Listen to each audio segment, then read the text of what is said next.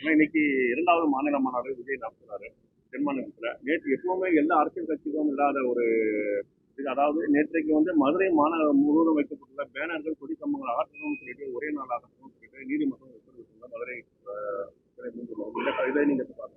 அவங்களுக்காவது வச்ச பிறகு அகற்ற சொல்றாங்க, எங்களை எல்லாம் வைக்க விடாமையே தடுக்கிறாங்க. இது இருக்கிறதா, இது இப்போ இந்த மாதிரி நெருக்கடிகளை சமாளித்து தான் நம்ம வரணும். எங்களை எல்லாம் இரவு இரவாக சண்டை போடுவாங்க, கொடியோட பறிச்சுக்கிட்டு சுவரொட்டியெல்லாம் பறித்து கொண்டு வச்சுக்கிட்டு காவல் நிலையத்தில் வச்சு எங்கள் பிள்ளைகளை எல்லாம் கொடுமைப்படுத்தினதெல்லாம் இருக்குது. அதெல்லாம் தாண்டி தான் நாங்கள் இவ்வளோ தூரம் வந்திருக்கோம். அது ஒன்றும் பண்ண முடியாது. இந்த மாநாடு நீங்க எப்படி பாக்குறீங்க? இரண்டாவது மாநாடு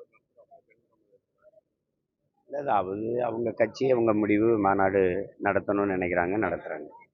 அது அதுக்கப்புறம் தான் அவங்க என்ன செய்கிறாரு என்ன சொல்கிறாரு தம்பின்னு பார்த்து தான் நம்ம கருத்து சொல்ல முடியும்.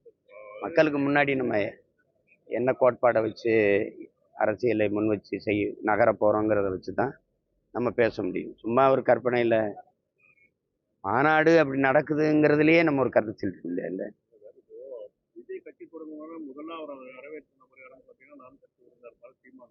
ஆனால் தற்போது அவரை மிகவும் எதிர்க்கக்கூடிய ஒரு நபரா சீமான் அவர்கள் இருக்கார். இதுக்கு முன்வைக்கிற தத்துவங்கள் வச்சு தானே. நீங்கள் தம்பியா இருக்கிறீங்களா, எதிரியா இருக்கிறீங்களா, அம்மாவா இருக்கீங்களா, அப்பாவா இருக்கீங்களா, எதிரியா இருக்கீங்களான்னு நீங்கள் உங்கள் செயல்பாடுகளை வச்சு தானே. நீங்கள் திருப்பியும் வந்துக்கிட்டு அதே திராவிடம், அதே கோட்பாடு, அதே கொள்கை. திமுகவை ஒழிக்கிறதே ஒருத்தருக்கு லட்சியமாக இருக்க முடியாது. நான் என்ன செய்வேன்னு சொல்லணும்.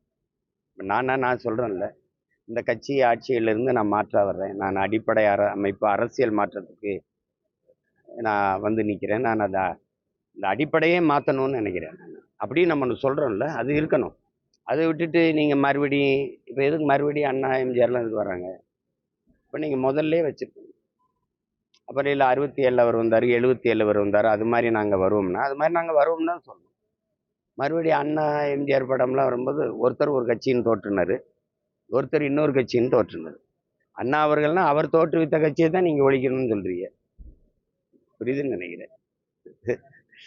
60 வருஷமா இந்த நாட்டில் இந்த 2 தலைவர்களுடைய அரசியல் தான் இருக்குது. ஒன்று அண்ணா தொடங்கியது, இன்னொன்று ஐயா எம்ஜிஆர் அவர்கள் தொடங்கியது. இந்த 2 கட்சி தானே இருக்குது. இப்போ அடுத்த மாநாட்டில் அப்புறம் அம்மையார் ஜெயலலிதா, ஐயா எடப்பாடி படம்லாம் வருமா? அது ஒரு நேரத்துக்கு ஒன்று அப்படி செஞ்சுட்டே போகும்போது அது ஏற்புடையதா இல்லை. அப்போ அவருக்கு பின்னாடி திரண்டிருக்கிற ரசிகர்கள் அவருக்கு நண்பா நண்பிகளாக இருக்கலாம், நான் எனக்கு தம்பி தங்கைகளாக இருக்காங்க. அவங்க எல்லாருடைய நல்வாழ்வுக்காக தான் நான் இவ்வளோ தூரம் அர்ப்பணிச்சு நின்று நம்ம போராடுறோம். அது நீங்கள் ஏற்கிறீங்க எதிர்க்கிறீங்க, அவங்களுக்கும் சரியான வழியை காட்ட வேண்டியது, சரியான அரசியல் பாதையை சொல்ல வேண்டியது முன்னாடி நிற்கிற நம்முடைய கடமை. அதுக்கு தான் சொல்கிறோம், சரியான தத்துவத்தை முன் வச்சு நகரணும். அப்போ புரியுதுன்னு நினைக்கிறவங்களுக்கு அது அவருக்கும் சேர்த்தான்னு சொல்கிறேன். ஒரு நிலைப்பாடை எடுத்துக்கிட்டால் அந்த நிலைப்பாட்டில் உறுதியாக நின்று செய்யணும். திருப்பி இதே அரசியல் சாரத்தை எடுத்துக்கிட்டு வர்றதுக்கு இங்கே ஒரு அரசியல் தேவைப்படல. அதுதான் அவங்க இருக்காங்கல்ல.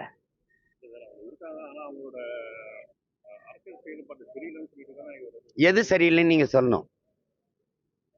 அரசியல் செயல்பாடு சரியில்லைன்னா எது சரியில்லைன்னு சொல்லணும். இப்போ நீங்கள் மொத்தமாக பிஜேபி எதிர்க்கிறான், ஃபாசிசம் எதில் ஃபாசிசமாக இருக்குதுன்னு சொல்லணும். அந்த செயல் என்னன்னு சொல்லணும். நீங்கள் இது சரியில்லைன்னு சொல்கிறது எல்லாரும் சொல்லுவாங்க, வைத்தியக்காரன் கூட சொல்லிடுவான் இது சரியில்லைன்னு. எதனால சரியில்லை? அப்போ எது சரின்னு சொல்லணும். ஒரு தலைமைக்கு தகுதி அதுதான். நீங்கள் வழிகாட்டணும்னா இந்த பாதை சரியில்லை, இந்த பாதையில் போங்கன்னு சொல்லணும். அந்த பாதை எது? இந்த பாதை சரியில்லைன்னு எல்லாரும் சொல்லிட்டீங்க, எது சரியான பாதைன்னு சொல்லுங்க. நீங்கள் சொல்லுங்க, நீங்கள் சொல்லுங்க, என்ன சொல்லியிருக்காப்புல? நீங்கள் நான் கேட்கறதுக்கு பதில் சொல்லு. வாரிசு அரசியலை எதிர்க்கிறீங்களா? வாரிசு அரசியலை எதிர்க்கிறீங்களா? எதனால மன்னராட்சி? எதனாலன்னு கேட்குறேன்ல, எதனாலன்னு கேட்குறேன்னு சொல்லுங்க. எதனால மன்னராட்சி? அப்படின்னா நீ முதல்ல காங்கிரஸ் தான் பேசணும். ஹலோ, முதல்ல யார பேசணும்? நேரு மக, நேரு மயன், நேரு பேரன், நீ அப்படிதான் பேசணும். ஏன் பேசல?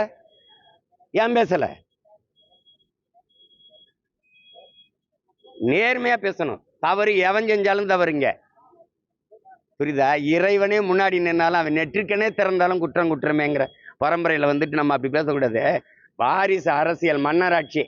ஒரு குடும்பத்துல பிறந்ததுனாலே அவனுக்கு பதவினா முதல்ல காங்கிரஸை தான் ஒழிக்கணும். அது பேசணும்ல. அப்போ அதை பேசி இதையும் பேசணும். ஊழல்னா ஊழலுக்காகவே சிறைக்கு போனதால கட்சி ஒன்று இருக்குல்ல, அதையும் பேசணும். புரியுதா? இங்க மயிலிறகால தடவுறது, இங்க கட்டக்கம்பால் அடிக்கிறதுன்னா அது சரியான வழிகாட்டுதலா இருக்க முடியாது. பேசணும். மன்னராட்சின்னு எதை வச்சு சொல்றீங்க? எதை வச்சு சொல்றீங்க? இப்ப பதில் இருக்கா உங்ககிட்ட? ஏய், நான் கேட்கறதுக்கு பதில் சொல்லு. கேரளாவில் வயநாட்டில் வந்து நின்னீங்கல்ல, வயநாட்டில் நின்னீங்கல்ல, அங்கே நீங்கள் வேற இடத்துக்கு போயிட்டீங்க. ராகுல் காந்தி ஐயா, நீங்கள் வேற இடத்துக்கு போயிட்டீங்க. கேரளாவில் யாருமே இல்லையா அந்த தொகுதியில் வேட்பாளர் அணிக்க? உங்கள் கட்சியில் வேற யாருமே இல்லை. நேரம் உங்கள் தங்கச்சி கொண்டாந்து நிறுத்திய.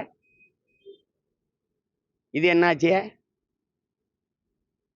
போங்க தம்பி. செய்திகளை உடனுக்குடன் தெரிந்து கொள்ள கீழ்கண்ட கேபிள் மற்றும் டிடிஹெச் நெட்வொர்க்குகளில் எம்நாடு செய்தி தொலைக்காட்சியை காணுங்கள். பாதகம் செய்பவரை கண்டால் நாம் பயம் கொள்ளலாகாது பாப்பா. மோதி மிதித்துவிடு பாப்பா, அவர் முகத்தில் உமிழ்ந்துவிடு பாப்பா.